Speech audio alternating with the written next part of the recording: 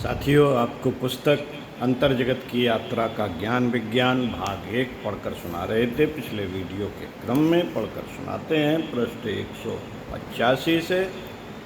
निर्मल मन को प्राप्त होती है ऋतंभरा प्रज्ञा। आइए सुनते हैं। अंतःस्थल को निर्मल कर देने वाले अंतर यात्रा विज्ञान के प्रयोग चित्त पर अपना प्रभाव डालते हैं। इन प्रयोगों से चित्त की अवस्थाओं में परिवर्तन आते हैं। एक रूपांतरण की प्रक्रिया घटित होती है। इस प्रक्रिया की तीव्रता के अनुरूप ही परिवर्तित होता है जीवन।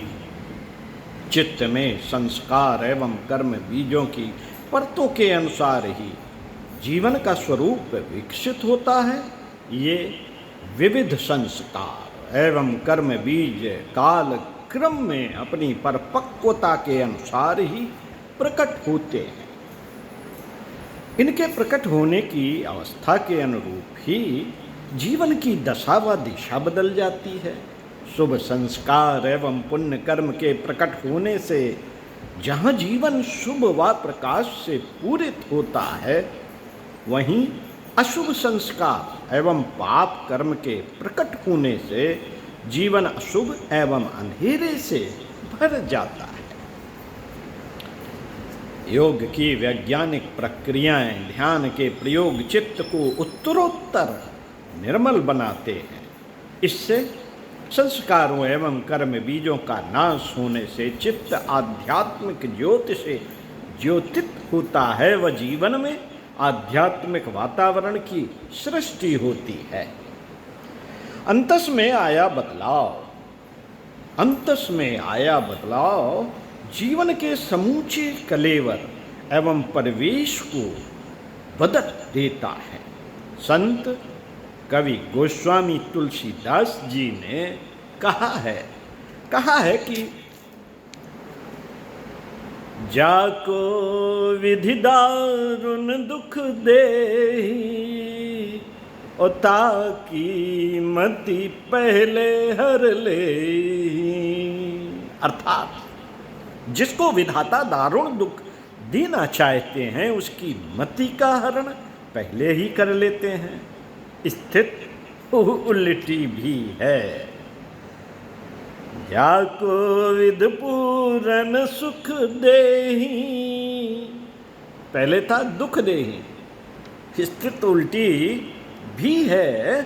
जाको विधि पूरन सुख देहि, और ताकी मति निर्मल कर देहि। अर्थात जिसको विधाता पूर्ण सुख देना चाहते हैं, उसकी मति को निर्मल बना देते हैं। इस निर्मलता के यौगिक महत्व को अगले सूत्र में बतलाते हुए महर्षि पतंजलि कहते हैं, ऋतंभरा तत्र प्रज्ञा।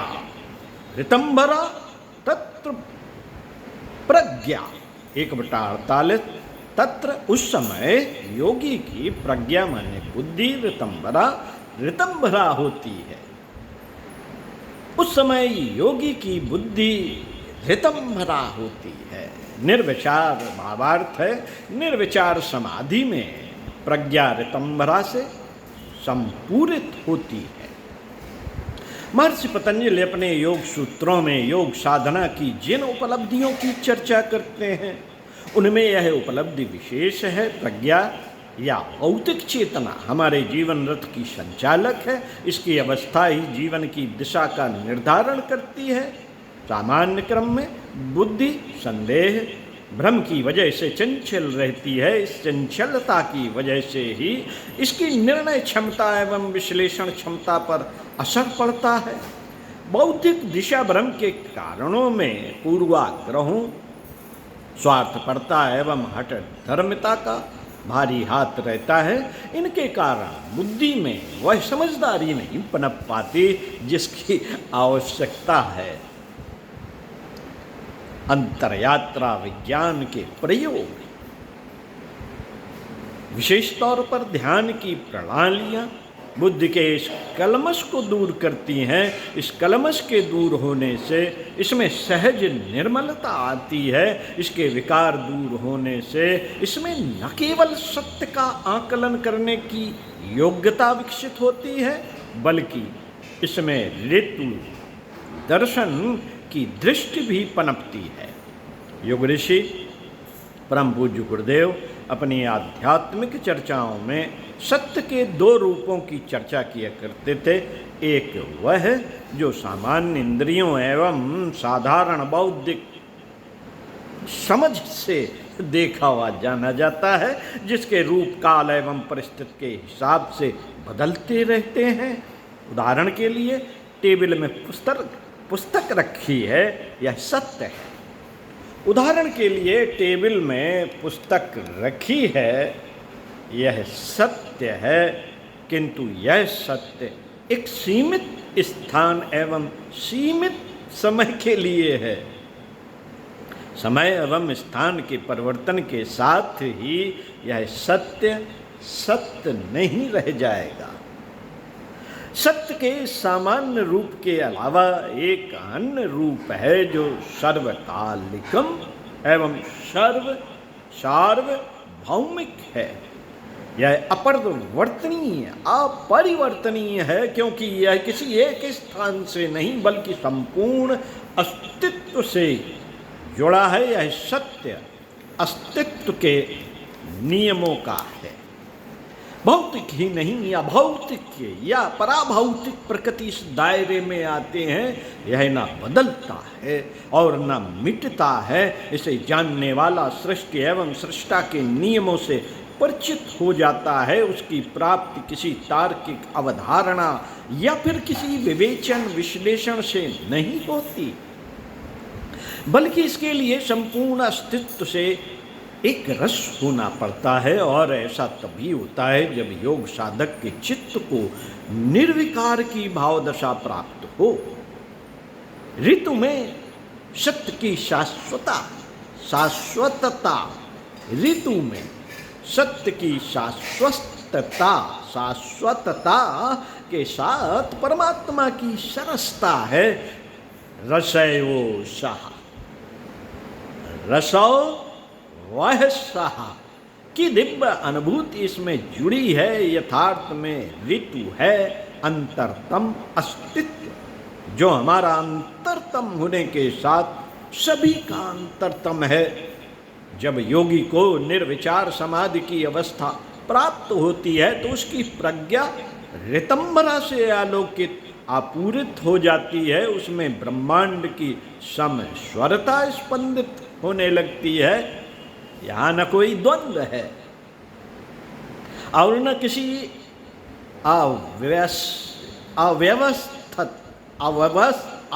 अव्यवस्था की उलझन। जहाँ कहीं भी नकारात्मक है, जहाँ कहीं भी नकारात्मक है, जो भी विषैला है वह सब का सब विलीन विसर्जित हो जाता है। ध्यान रहे कि यहाँ किसी को निकाल फेंकने की जरूरत नहीं रहती, क्योंकि संपूर्णता में सबको, जीवन के सभी बच्चों को उनका अपना स्थान मिल जाता है। यहाँ पहुँचते ही जीवन चेतना शिकायतों, संदेहों, उलझनों, भ्रमों से मुक्त हो जाती है। सब कुछ समझ में आने लगता है, एकदम साफ साफ और सुस्पष्ट। प्रत्येक तत्व की स्थिति ही नहीं, उसका औचित्य भी स्पष्ट हो जाता है। और तब पता चलता है कि यथार्थ में परेशान होने का कोई कारण है, कोई कारण ही नहीं है। यही विशेषता है इस भाव दशा का। तम्बरा में सर्वत्र संपूर्णता ही है और संपूर्ण में सभी कुछ इतनी समस्वरता एवं संगीत लिए है कि बस माधुर्य के अलावा कुछ बचता ही नहीं। माधुर्य के अलावा कुछ बचता ही नहीं। यहाँ केवल जीवन ही नहीं, मृत्यु का भी अपूर्व सौंदर्य है। हर वस्तु नए प्रकाश में आलोकित होता है।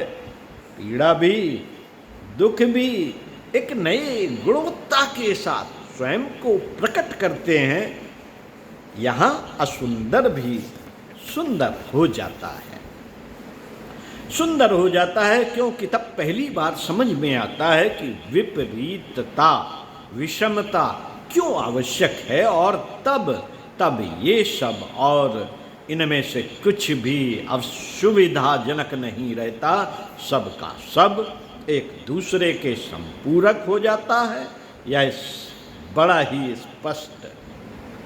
ही स्पष्ट अनुभव होता है। ये सभी तत्व एक दूसरे की मदद के लिए हैं। साथियों, सामान्य बोलचाल में जिसे हम सब कहते सुनते हैं, भगवान का प्रत्येक विधान मंगलमय है, उसकी सही समझ चेतना की इसी अवस्था में समझ आती है। ऋतंभरा के प्रज्ञा के ऋतंभरा होने पर ही भगवान के मंगलमय विधान का बोध होता है। अभी वर्तमान में एक कोरा कथन है जिसमें शब्द तो बोले जाते हैं परंतु उनमें कोई अर्थ नहीं होता, बस एक ध्वनि बनकर कानों में गूंज आती है। इसमें अस्तित्व के प्राण नहीं बसते, परंतु प्रज्ञा के ऋतंभरा होने पर इस मंगलमयता की प्रति पल प्रति क्षण अनुभूत होती रहती है और योगी बन जाता है मीरा की तरह।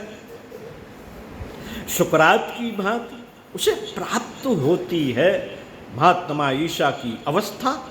इसमें विष का प्याला, शूली की चुभन भी मंगलमय नजर आती है, क्योंकि तब इसकी बहुमूल्यता अनुभूत होने लगती है। ओम शांति। साथियों, चिंतन मनन का विषय जरूर कीजिए। अनुभव से बहुत कुछ प्राप्त होता है। चिंतन से नए नए विचार आते हैं, नए नए ज्ञान की खोपलें उगती हैं। चिंतन जरूर करिए। मिलते हैं अगले वीडियो में इसी पुस्तक से। ओम